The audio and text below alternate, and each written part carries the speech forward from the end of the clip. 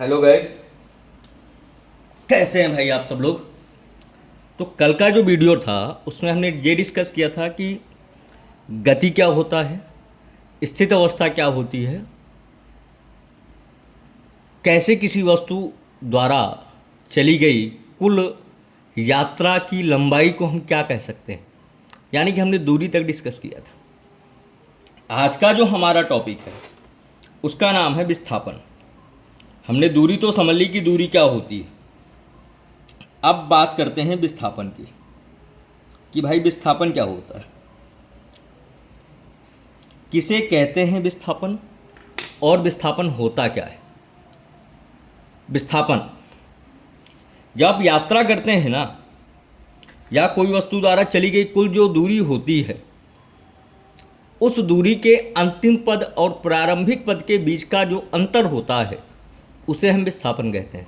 यात्रा के अंतिम पद और प्रारंभिक पद के बीच के अंतर को हम विस्थापन कहते हैं। इसको परिभाषित करते हैं। बेटा क्या होता है विस्थापन? किसी वस्तु द्वारा तय की गई यात्रा के प्रारंभिक पद व अंतिम पद के बीच के अंतर को विस्थापन कहा जाता है। किसी वस्तु द्वारा तय की गई यात्रा के प्रारंभिक पद व अंतिम पद के बीच के अंतर को विस्थापन कहा जाता है। अच्छा, तो सर क्या होगा विस्थापन, कैसे निकालेंगे हम विस्थापन को? तो इसके लिए हम एक उदाहरण के द्वारा समझते हैं कि विस्थापन को हम कैसे निकाल सकते हैं और विस्थापन क्या होगा। तो देखो उदाहरण में आते हैं इसके। फॉर एग्जाम्पल, ये का नाम का व्यक्ति जो एक स्थिति ए से एक स्थिति बी तक पहुंचा। कौन गया? का नाम का व्यक्ति जा रहा था ना। तो इसका जो विस्थापन होगा वह इस दिशा में b माइनस ए होगा। इसको किस नाम से जानोगे आप? विस्थापन के नाम से जानोगे। विस्थापन क्या होगा? यात्रा के प्रारंभिक और अंतिम पद के बीच के अंतर को हम विस्थापन कहते हैं। समझ में आया? अब विस्थापन में क्या क्या महत्वपूर्ण चीजें होती हैं। एक ये एरो देख रहे हो, एक ये तीर का निशान देख रहे हो आप यहाँ पर। ये तीर का निशान किसको प्रदर्शित करता है? दिशा को प्रदर्शित करता है। a माइनस बी जो आया वो परिमाण को प्रदर्शित करता है। जब किसी चीज़ में दो चीज़ें होती हैं, दिशा और परिमाण, किसी वस्तु में अगर मेरे पास दो चीज़ें हैं, दिशा भी है और परिमाण भी है, तो उस वस्तु को हम सदिश राशि कहते हैं। तो पहला पॉइंट ये हुआ बेटा कि विस्थापन एक सदिश राशि है। कैसी राशि है विस्थापन? एक सदिश राशि है। अब सदिश राशि है तो क्या होगा? विस्थापन में दिशा होती है।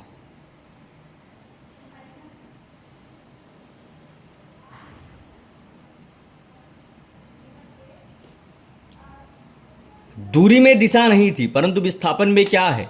दिशा महत्वपूर्ण है। विस्थापन में दिशा होती है, दूरी में दिशा नहीं होती। अब एक चीज़ बताओ, अगर कोई वस्तु एकांक समय में कुछ निश्चित दूरी को तय करती है तो उसको क्या कहोगे आप? तो बेटा एकांक समय में वस्तु द्वारा जो चली गई दूरी है उसको हम चाल के नाम से जानते हैं। चाल यानी कि दूरी बटे समय, समय यानी कि एकांक समय। चलिए अब चाल को डिस्कस। तो अगला जो टॉपिक है हमारा वो है बेटा चाल। क्या होगी किसी वस्तु की चाल? चाल का फॉर्मूला बचपन से पढ़ते आ रहे हो। चाल बराबर होता है दूरी बटे समय। ये तो इसका फॉर्मूला हो गया। अब अगर ये फॉर्मूला है तो सर कैसे निकालेंगे इसको? मान लेते हैं, माना समय बराबर 1 सेकेंड। कितना है समय हमारा? 1 सेकेंड। तो चाल बराबर क्या होगा? दूरी बटे 1, यानी कि चाल किसके बराबर हो गई? दूरी के बराबर हो गई। अब इसको परिभाषित कैसे करोगे आप?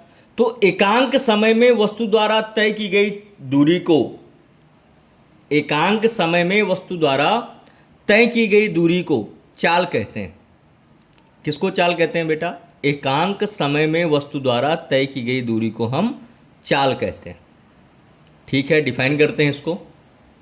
तो किसी वस्तु द्वारा एकांक समय में चली गई दूरी या किसी वस्तु द्वारा एकांक समय में तय की गई दूरी को हम चाल कहते हैं। जैसे मैंने बताया, चाल बराबर होता है दूरी बटे समय। समय को एक किया आपने तो चाल किसके बराबर हो गई? दूरी के। तो इसको परिभाषित करने का तरीका यह है कि एकांक समय में वस्तु द्वारा तय की गई जो दूरी होती है, एकांक समय में वस्तु द्वारा जो तय की गई दूरी होती है उसको चाल कहते हैं। चाल का मात्रक मीटर प्रति सेकंड होता है। चाल एक अदिश राशि है, चाल में दिशा नहीं होती। अब सर चाल तो समझ में आ गई कि चाल हमारी होती है एकांक समय में चली गई दूरी, लेकिन विस्थापन को अगर हम एकांक समय में करें तो क्या होगा? विस्थापन अगर हमारा कुछ ऐसा है, कहीं किसी ने बोला कि विस्थापन बटे समय लिखा हुआ है, वापस से मैंने समय को 1 सेकेंड किया, तो विस्थापन किसके बराबर होगा बेटा? तो जो ये विस्थापन है यह वेग के बराबर होता है। किसके बराबर होता है बेटा? वेग के बराबर होता है। तो यहां पर जो नई इकाई होगा या जो नई इकाई परिभाषित करेंगे उसका नाम होगा वेग। तो वेग क्या होता है? वेग होता है विस्थापन बटे समय, यानी कि एकांक समय में वस्तु द्वारा तय किया गया विस्थापन वेग कहलाता है। एकांक समय में वस्तु द्वारा तय किया गया विस्थापन वेग कहलाता है। एकांक समय में वस्तु द्वारा जो तय किया गया विस्थापन है उसको हम वेग कहते हैं। वेग का मात्रक मीटर प्रति सेकंड होता है। वेग एक सदिश राशि है, वेग में दिशा होती है। अब अगर वेग में परिवर्तन हो रहा है, यहाँ पर आते हैं, अगर मेरे पास वेग परिवर्तन है,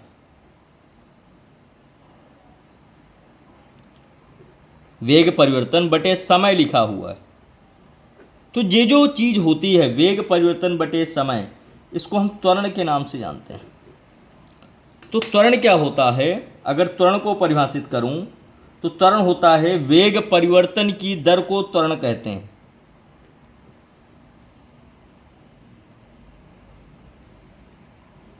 वेग परिवर्तन की दर को त्वरण कहते हैं।